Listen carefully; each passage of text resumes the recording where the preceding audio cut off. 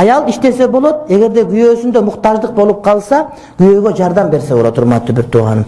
Же аялдын илими болуп, ошого окшогон бир башка коомдо жок болгон нерсеси болсо, же аял врач киши болсо, анда биздин жанагы коомдо врач аялдар жетишсиз боло турган болсо, же аял мисалы үчүн математиканы билип, кыздардын мектебинде математик мугалим жок болуп калса, зарылчылык болсо, анда бул иштесе болот.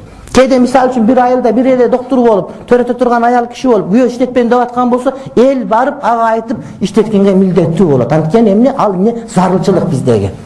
Ошондой эле демек, ошондой илимдерге кыздарды окутуу дагы бизге милдеттүү болот. Банк маселесинде кээ бир маселелерде аялдар, анткени аялдар да банкка барат, башка балгандарларды тейлей турган аял кишилер сөзсүз түрдө болуш керек.